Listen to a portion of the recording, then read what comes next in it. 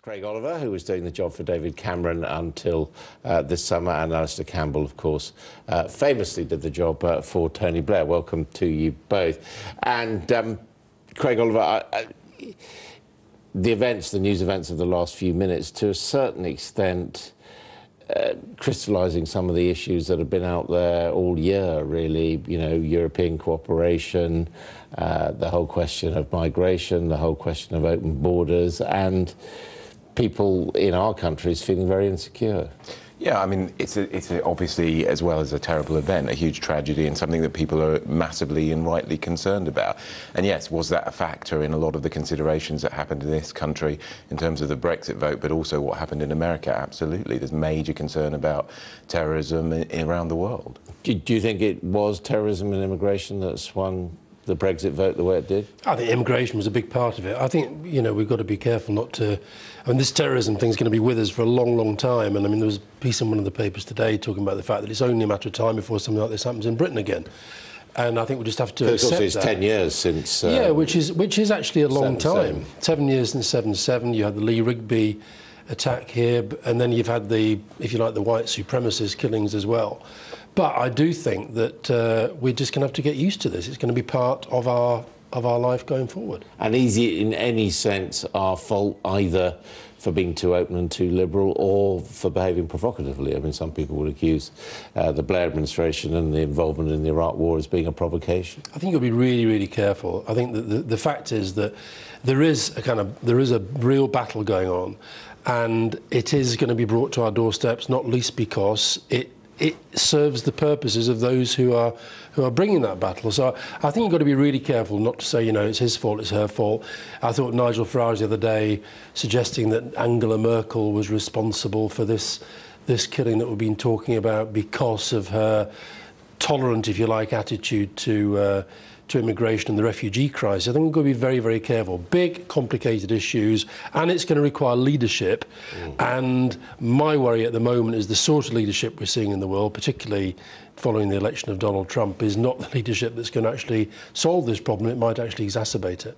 Well, I mean, what sort of response is required on security and immigration, do you think, now? I mean, clearly things have moved on from when you were in government. Well, look, I mean, first of all, I think the most important thing to say is that the responsibility of terrorism is with terrorists, and I agree with Alastair on that, and I think that it's very important that the Western world stands up and says, look, we believe in freedom, we believe in freedom of speech, we believe in the rights of people to do these, to be able to speak openly, that kind of thing. And I think it's very important that governments at this time actually stand together, stand shoulder to shoulder and say, look, it's your fault, it's your problems, and that we're not actually getting bogged down in arguments about what's the nature of our country.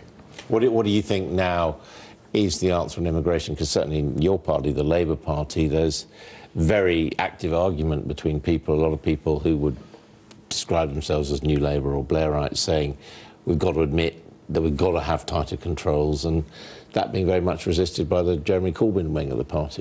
I don't actually see it as a New Labour Corbynite thing. I think it's more, I see this much more as a regional. I think London, so Corbyn, Diane Abbott, John McDonnell, very much saying, look, you know, and rightly, London has hugely benefited from immigration. Other parts of the country, particularly the North and the Midlands, I think, MPs saying, look, you know, we're getting it all the time.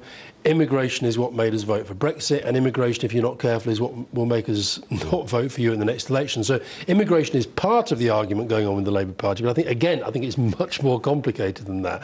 But I think you have to accept people's concerns, I think, without necessarily reaching the wrong policy conclusions. That's what I'm afraid I think we as a country have done with Brexit. I think we've come out of the European Union, we've voted to come out of the European Union, and I mean, Craig and I have argued about this for some time. I actually do think it was a mistake to have the referendum, because referendums often are not about the issue which is on the ballot paper. So all of these angsts and angers that are around the place, they all came flooding out. Some of them are to do with immigration, some of them are to do with Europe, and not all of it. When you look back at your time working for David Cameron and his defeat in the referendum, where do you think things went wrong? What were the mistakes with hindsight? Well, with hindsight, I think, look, we certainly made mistakes, and I was part of the team that was responsible for that. I think we put all our chips on economic risk, and we believed that, you know, James Carville's idea, you know, it's the economy stupid, that's something that has filtered through to elections and referendums for the last 100 years and has tended to work. We put all our chips on that. And when immigration came to the fore, we didn't really have enough of an answer. We were basically saying to people, this international institution expects us to have unlimited freedom of movement. And when you said that to people, particularly after it emerged that we had net migration of 330,000, they didn't like it, and that was a real problem for us. Were you also wrong on the economy because things haven't gone over a cliff edge yet? Well, I think you pay your money and take your choice in terms of how the economy's going. I don't think that the fact that the pound has dropped quite as much as it has is a great thing for this country. I think next year we're going to see prices rising, wages remaining flat. We're probably going to be in a situation where in politics it brings to the fore the idea of people having cost of living crisis again. And I think as you see those things filtering through, people will have real concerns. And also the rubber hasn't really hit the road yet. We haven't actually even triggered Article 50, let alone left the EU. OK, you wouldn't have had the referendum, but given that the referendum did take place, what went wrong? Again, I think complicated, but I think Craig's right that and again we argued about this at the time, that the Project Fear, so-called, I think it had worked to some extent in Scotland. It had worked for the Conservatives in beating Ed Miliband, and they thought they could do it again. And I just think people they kind of fed up with it. And so the negativity, I think, eventually turned against David Cameron. And actually, even though I think a lot of what he was saying may have been right, he was probably the wrong messenger come the end. And the public were just sort of, as they've done in America, just saying, you know, we want change and we don't care what it is. But this is really interesting because I think there's so many different points there. And David Labour not getting out there, did that? For sure. I mean, I do think that that there was an ambivalence at best in the Labour leadership. I think the Labour Party as a whole was desperate to fight for Remain, but the Labour leadership was at best half-hearted. I think it's all very well saying that David Cameron perhaps wasn't the right messenger, and there may be some truth in that. I think the reality was who else was stepping up? Who else in politics was stepping up at that point and doing it? And also this point about whether or not we had to have a referendum, I think it's just denying political reality. You cannot have the UK Independence Party winning the European election. One question, why didn't we see all the living prime ministers appearing on the same platform saying Remain? Because Gordon Brown didn't want to do it. Is that right? I don't know about that, but I think that possibly. But I do think that also that sense of bringing out all these big guns, that didn't work in the end as well. But Adam, I do know the reason for this, and it's a perfectly legitimate view.